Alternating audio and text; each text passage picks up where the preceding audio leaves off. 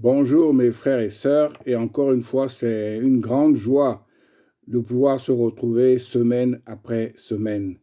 Gloire à Dieu, les conditions de vie sont en train de s'améliorer et le dur combat que nous avons eu face au Covid-19, nous sommes en train de le gagner et nous sommes en train de le gagner parce que de par le monde, dans les quatre coins du monde, des gens se sont mis à genoux, des croyants se sont tournés vers Dieu et l'ont vraiment invoqué. Et par sa grâce seule, nous voilà face à un retour vraiment des choses. Oui, n'oublions pas une chose, c'est que c'est aussi Dieu qui a inventé la science, c'est aussi Dieu qui a inventé l'intelligence. Alors ne négligeons pas cet aspect de Dieu parce que le fait que ces vaccins sortent pratiquement une année, c'est vraiment un miracle de Dieu. Et vraiment, tout ce que je peux vous dire, mes frères et sœurs en Christ, allez vous faire vacciner. Personnellement, j'ai été vacciné par Moderna. J'ai eu mes 2 doses et je n'ai eu aucun effet secondaire. Et je vous demande vraiment de le faire parce que nous avons une responsabilité commune. Et cette responsabilité, nous ne pouvons vraiment l'assumer qu'en nous comportant dans des situations comme celle-ci pour le bien de tout le monde. Lisons le passage du jour, qui est Romains 8, 14, 17. Je répète, Romains 8, 14, 17. Lisons. Car, car tous ceux qui sont conduits par l'Esprit de Dieu sont fils de Dieu. Et vous n'avez point reçu un esprit de servitude pour être encore dans la crainte, mais vous avez reçu un esprit d'adoption par lequel nous crions « Abba, Père ». L'Esprit lui-même rend témoignage à notre esprit que nous sommes enfants de Dieu. Or, si nous sommes enfants, nous sommes aussi héritiers. Héritiers de Dieu et co-héritiers de Christ. Si toutefois nous souffrons avec lui, afin d'être glorifiés avec lui. Prions. Oui, Éternel, notre Dieu, c'est l'Esprit que tu as mis en nous quand nous sommes devenus chrétiens, quand nous sommes devenus enfants de Dieu, qui jour après jour, dans les bons comme dans les mauvais moments, nous éclaire sur notre situation.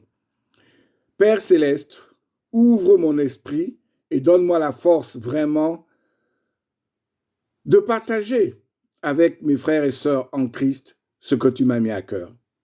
Amen. Quand on parle vraiment de l'épître aux Romains, la première des idées qui doit nous venir à l'esprit, c'est que ce n'est pas Paul qui a fondé cette église, mais il va écrire cette lettre vraiment lors de son 3e voyage missionnaire. Son 3e voyage missionnaire consistait à aller à Jérusalem remettre une certaine somme d'argent parce qu'il y avait eu la famine. Romain est vraiment un exposé de la prédication de Paul. Vraiment, c'est une espèce de vision, une espèce de vue d'ensemble vraiment des vérités fondamentales qui concernent la foi. Paul a longtemps vraiment voulu rencontrer les chrétiens de cette église, mais avec les tribulations par lesquelles il est passé de gauche à droite, il en a toujours été empêché. Mais cette fois-ci, parce qu'il veut aussi aller en Espagne, il veut passer par Rome pour aussi leur exposer sa vision des choses.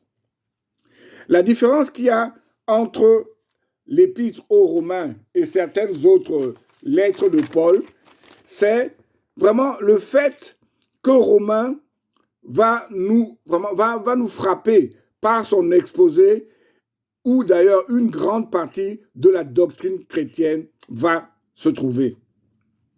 Et ce qu'il y a de particulier aussi dans Romains, c'est que cette lettre a été écrite probablement à Corinthe et durant les 3 mois que l'apôtre Paul y a passé avant d'aller à Jérusalem. Paul était dans le calme. Paul n'était pas vraiment dans la pression ou dans les tribulations, mais il était dans le calme. Et cela vraiment se ressent dans cette épître-là, parce qu'elle est totalement différente de la plupart des autres écrits, des autres épîtres. On peut voir ça, par exemple, à travers les salutations. C'est l'épître où les salutations sont les plus longues et les plus importantes. Mais on peut voir ça aussi à travers le fait que, pour bien expliquer les choses, l'apôtre Paul va se baser vraiment sur l'Ancien Testament. À travers l'épître aux Romains, la moitié des versets que Paul va utiliser dans toutes ses épîtres vont se trouver au sein de cette épître. Ça nous fait vraiment comprendre l'importance qu'il y avait pour lui, non pas de faire les choses en fonction peut-être de ses émotions, mais de se baser sur la parole pour que ce qu'il va dire soit beaucoup plus ferme, beaucoup plus solide. Et mes frères et sœurs, nous devons prendre cet exemple-là, parce que si nous sommes enfants de Dieu et que nous voulons convaincre, nous ne pourrons pas convaincre avec notre propre vision des choses. Nous devons convaincre avec ce que la parole de Dieu nous dit. Et pour pouvoir convaincre avec cette parole, nous devons la connaître le mieux possible. Seuls les croyants nés de nouveau sont enfants de Dieu, car ce que nous ne sommes pas par nature, nous le devenons par la grâce. Et si nous le devenons par la grâce, c'est vraiment ce qui nous fait aller vraiment de l'avant en toutes choses. Quand on parle, mes frères et sœurs, de l'adoption, il faut comprendre que c'est un terme biblique qu'on ne trouve vraiment que dans les lettres de Paul. Et ça consiste à être l'acte de s'occuper d'un enfant étranger comme s'il était vraiment le nôtre. Éphésiens 1, 4, 5 nous dit. Éphésiens 1, 4, 5 nous dit. En lui, Dieu nous a élus avant la fondation du monde pour que nous soyons saints et irrépréhensibles devant lui, nous ayant prédestinés dans son amour à être ses enfants d'adoption par Jésus-Christ selon le bon plaisir de sa volonté.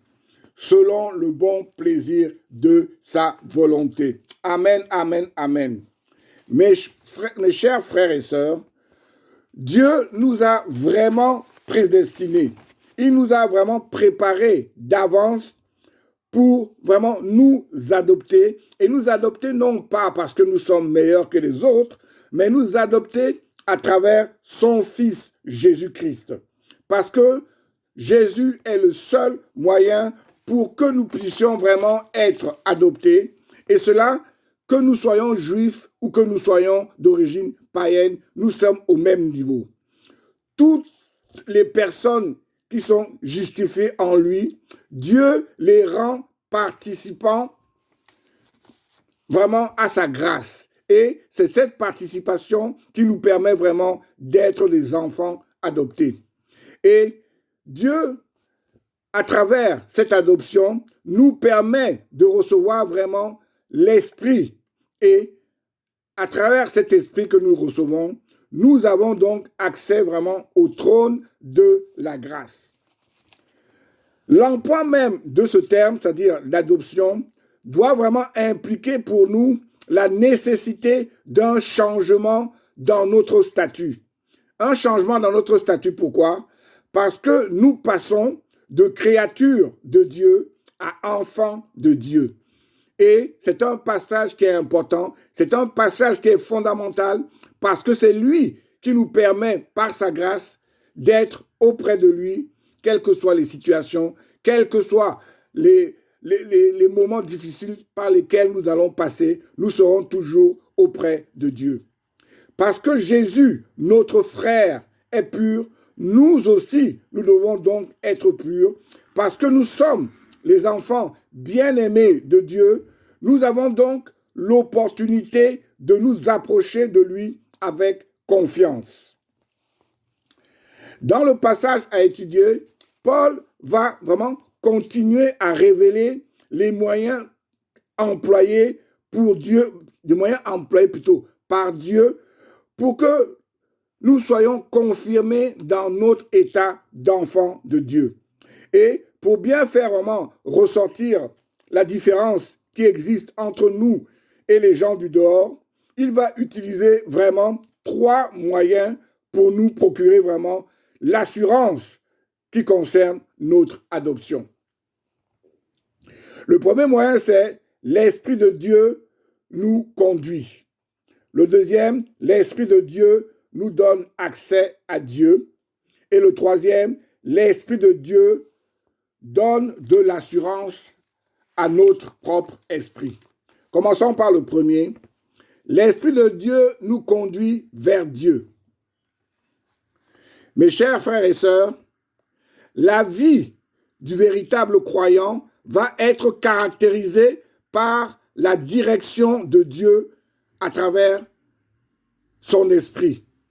Dieu nous a envoyé le jour de notre conversion son esprit pour que celui-ci soit en nous, pour que celui-ci nous façonne, pour que celui-ci, face à n'importe quelle situation, puisse nous guider, puisse nous montrer le chemin que lui seul, Dieu, veut que nous prenions. Et si nous n'avons pas cette opportunité, et si nous n'avons pas cette force-là, lui, l'Esprit va nous la donner. Il va nous la donner pourquoi? Parce qu'il est là pour nous. Il est là pour nous pour que de telle sorte que soit nous soyons dans la joie, soit nous soyons dans la souffrance, nous ayons l'opportunité vraiment de garder le cap. Et nous ne pouvons garder ce cap-là que si nous sommes capables et si nous voulons vraiment suivre l'esprit que Dieu a mis en nous. Et mes frères et sœurs, pour que nous soyons capables de faire cela, nous devons prendre vraiment l'exemple sur Jésus qui, face à la tentation devant Satan, n'a utilisé que la parole de Dieu. Et c'est cette parole qui doit être vraiment notre force. Parce que c'est cette parole, si elle a permis à Jésus d'aller de l'avant et de vaincre Satan, c'est cette même parole qui va vraiment nous donner la force face aux attaques de Satan, d'abord de pouvoir la connaître, de pouvoir répondre, et elle va nous permettre, à travers notre victoire devant Satan, à être plus que vainqueurs en toutes choses et en toute opportunité. Parce que nous nous soumettons totalement à Dieu, il va vraiment nous refaçonner, il va vraiment nous réorienter. Et cela surnaturellement. Il va nous réorienter, pourquoi? Parce qu'en tant qu'être humain, nous sommes orientés vers le mal. Mais parce que le Saint-Esprit de Dieu est en nous, il va nous façonner, il va nous donner une autre nature, une nature surnaturelle, et c'est cette nature qui va nous donner l'opportunité d'être capable de nous rapprocher de Dieu.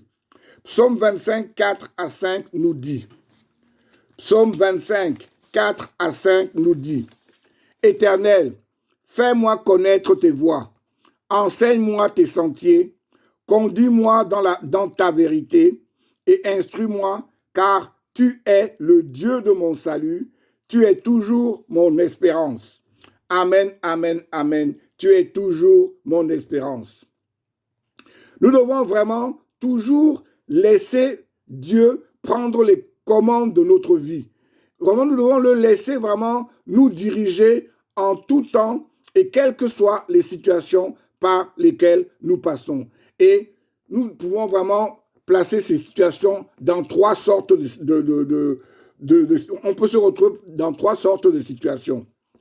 La première, Dieu peut intervenir de manière directe pour nous faire vraiment comprendre sa volonté. On peut voir cela par exemple dans Actes 16, 6 qui nous dit « Ayant été empêchés par le Saint-Esprit d'annoncer la parole dans l'Asie, ils traversèrent la Phrygie et le pays de Galatie. » Amen. Mes frères et sœurs, c'est un passage qui a une importance, qui est très très important. C'est un passage qui est important, pourquoi? Parce que Paul et son groupe voulaient aller évangéliser en Asie. Mais clairement, concrètement, l'Esprit de Dieu les a empêchés et les a plutôt envoyés à l'ouest, c'est-à-dire en Grèce. Et l'Esprit a été clair et Paul l'a compris. Il a vu que vraiment l'Esprit ne voulait pas qu'ils aillent dans une direction, mais voulait qu'ils aillent dans l'autre direction.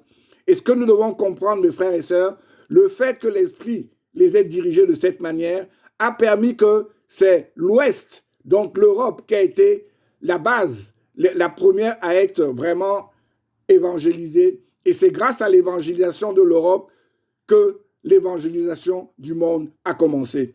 Nous voyons vraiment là clairement que vraiment l'Esprit est intervenu vraiment de manière directe. Et c'est cet esprit qui est intervenu de manière directe dans Acte 16, c'est le même esprit qui intervient aussi parfois de manière directe dans nos propres vies. Mettons-nous donc à son écoute et préparons-nous à travers la prière, à travers vraiment toutes ces choses que Dieu nous a envoyées pour être capable de l'écouter, pour être capable de l'entendre, pour être capable de lui obéir. Amen. L'Esprit peut aussi intervenir à travers ce qu'on appelle l'illumination. Là, il va vraiment éclairer de façon vraiment divine, vraiment sa parole. Il va l'éclairer de façon divine pour que vraiment celle-ci soit plus compréhensible pour nous, les êtres humains. L'Esprit de Dieu qui habite en nous va donc devenir notre interprète divin. Il va vraiment nous faire comprendre certaines choses, nous faire comprendre certaines décisions que Dieu veut que nous prenions et que nous, par négligence ou parce que nous n'avons pas certaines capacités de compréhension ou parce que nous sommes vraiment ancrés dans une certaine logique, dans une certaine vision des choses, nous ne pouvons pas comprendre. On peut voir cela, par exemple, en Acte 10. En Acte 10, Pierre a une vision de la viande impure. Mais c'est parce que l'Esprit l'a illuminé qu'il va comprendre parce que l'Esprit va l'illuminer. Au départ, il n'a pas compris ce que Dieu voulait qu'il fasse. Il voyait la viande impure et il voulait rejeter cette viande-là. Mais parce qu'il a été illuminé par l'Esprit, parce qu'il a compris exactement ce que Dieu voulait, et que Dieu voulait avant tout qu'il mette de côté vraiment ses visions coutumières et judaïques des choses pour qu'il interprète, pour qu'il accepte la vision de Dieu. Et pour qu'il accepte cette vision de Dieu, il a fallu vraiment qu'il prenne le temps, il a fallu vraiment qu'il soit illuminé. Et quand il va la comprendre, comme le dit Acte 10, verset 15, ce que Dieu a déclaré pur, ne le regarde pas comme souillé. Amen. Oui, mes frères et sœurs, face à Dieu, ne voyons pas nos coutumes, ne voyons pas vraiment nos visions propres des choses, mais allons de l'avant parce que le Dieu que nous servons, son seul but, son seul objectif, c'est que sa gloire puisse ressortir, c'est que sa gloire puisse briller à travers le monde. Et pour ça, mes frères et sœurs, il va nous illuminer, il va nous faire comprendre que parfois, ce n'est pas ce que nous voyons qui est important, mais ce que lui veut que nous voyons. Amen. La troisième vision des choses, vraiment, est la sanctification. Là, l'Esprit va nous aider à obéir à la parole. Bien que la sanctification soit un processus qui va durer toute une vie, il faut comprendre que le mot sanctification ne désigne pas une perfection morale de la part du croyant, mais un processus qui, jour après jour, nous rapproche vraiment de Dieu. C'est vraiment l'œuvre de sanctification qui, avec l'aide du Saint-Esprit, va nous procurer l'assurance que nous sommes bel et bien fils de Dieu. Galates 5, 16, 17 nous dit « Je dis donc, marchez selon l'Esprit et vous n'accomplirez pas les désirs de la chair, car la chair a des désirs contraires à ceux de l'Esprit, et l'Esprit en a de contraires à ceux de la chair. Ils sont opposés entre eux, afin que vous ne fassiez point ce que vous voudriez. » Amen, amen, amen. La deuxième raison, c'est l'Esprit de Dieu nous donne accès à Dieu. l'Esprit de Dieu nous donne accès à Dieu. Mes frères et sœurs, parce que nous sommes en Jésus-Christ, nous sommes libérés de l'esprit de servitude que nous avions et qui est lié à notre état de pécheur. Désormais, mes frères et sœurs, nous avons un esprit d'adoption qui permet à Dieu de veiller sur nous et donc d'avoir accès à lui. Frères et sœurs, c'est vraiment par la notion d'adoption spirituelle qui permet vraiment à Dieu de prendre l'initiative de chercher par sa grâce et par son amour des hommes et des femmes comme nous, qui ne sont pas différents des autres, mais et qui sont d'ailleurs totalement indignes, mais il va faire de nous vraiment des enfants, et cela par le seul moyen de vraiment la confiance que nous avons mis en Jésus-Christ, son Fils. Parce que nous avons été vraiment adoptés, le croyant vraiment va avoir part vraiment à l'héritage du Fils. Et à travers cet héritage-là, nous sommes ajoutés au nombre des enfants de Dieu et allons jouir vraiment des libertés et des privilèges qu'entraîne vraiment ce titre. Nous sommes l'objet de la compassion, de la protection et vraiment du secours. Et hélas, il ne faut pas l'oublier non plus, mais aussi du châtiment de Dieu. Hébreux 12, 7 à 10 nous dit. Hébreux 12, 7. Hébreux 12, 7 plutôt, nous dit.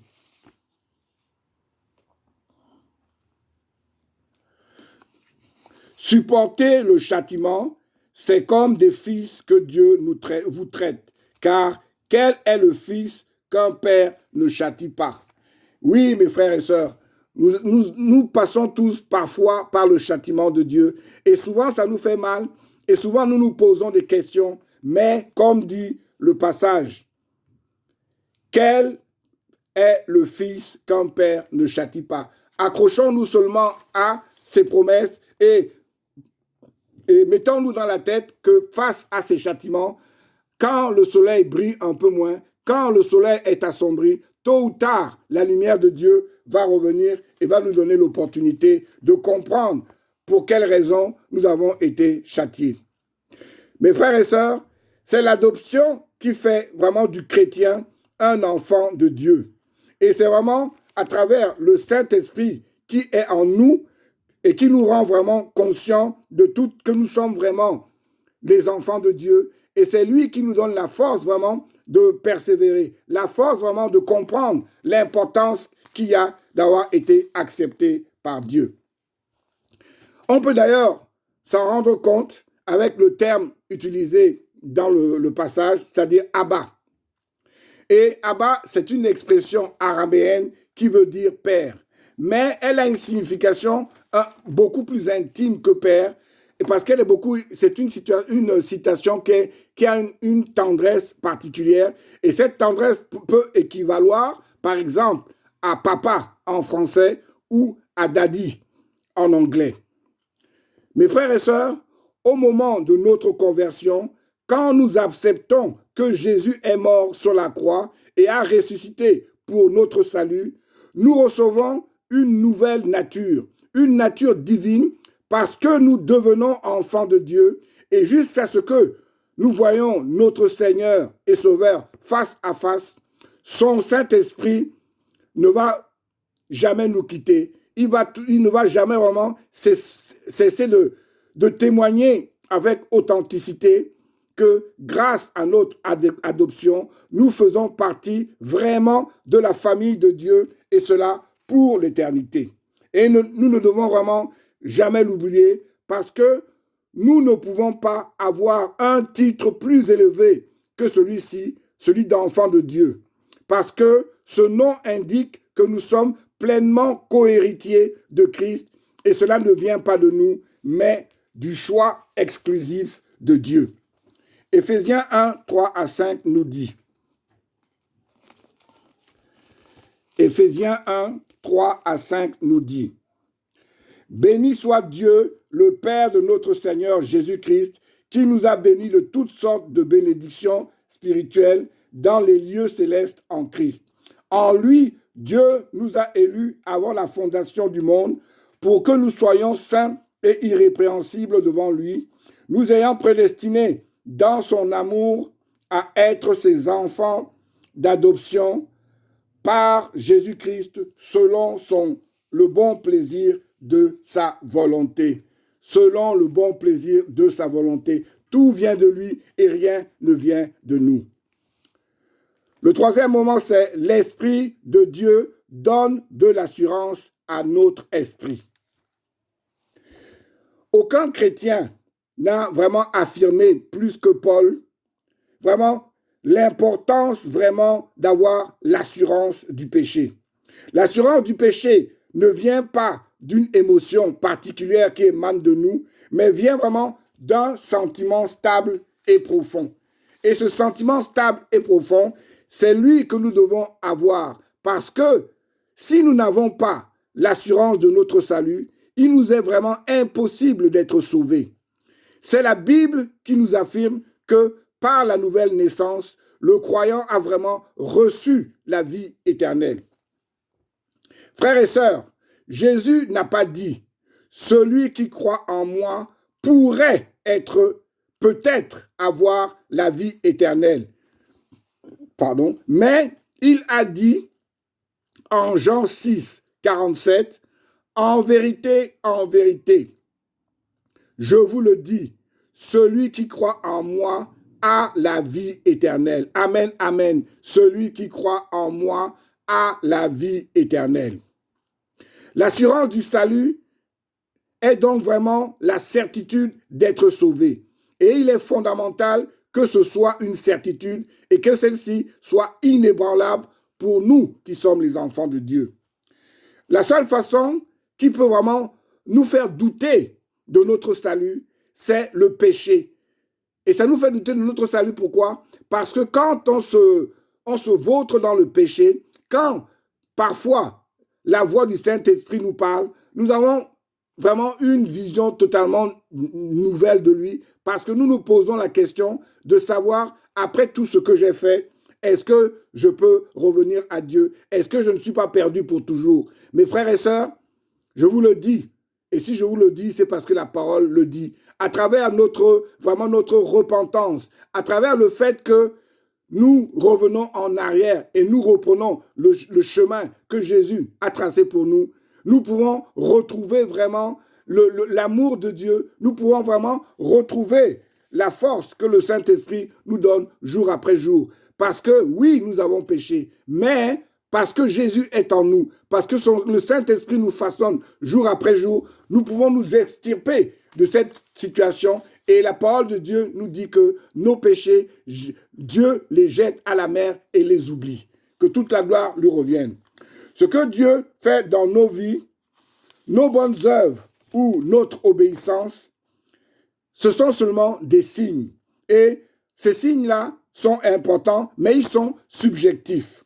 Mais ce que nous devons faire, c'est nous baser vraiment sur des valeurs totalement objectives, parce que ce sont ces dites valeurs qui vont nous faire vraiment comprendre, qui vont nous faire vraiment nous rendre compte de la vérité des choses. 1 Jean 5, 11 à 13 nous dit. 1 Jean 5,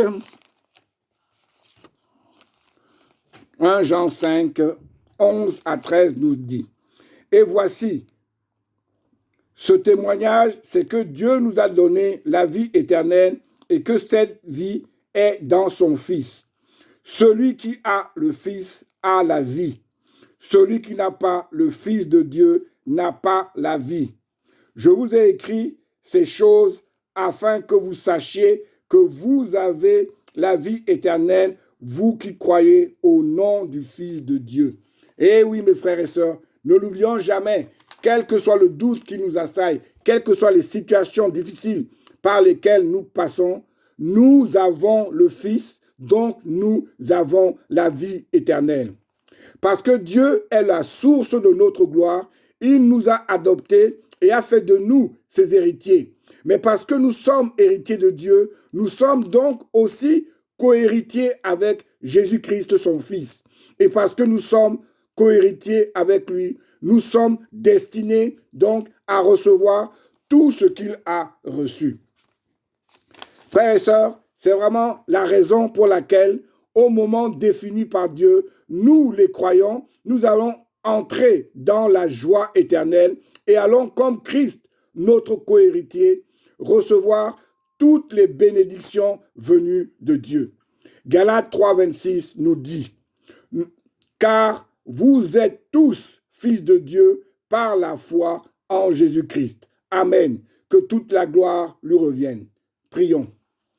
Oui, Éternel notre Dieu, nous sommes tous tes enfants.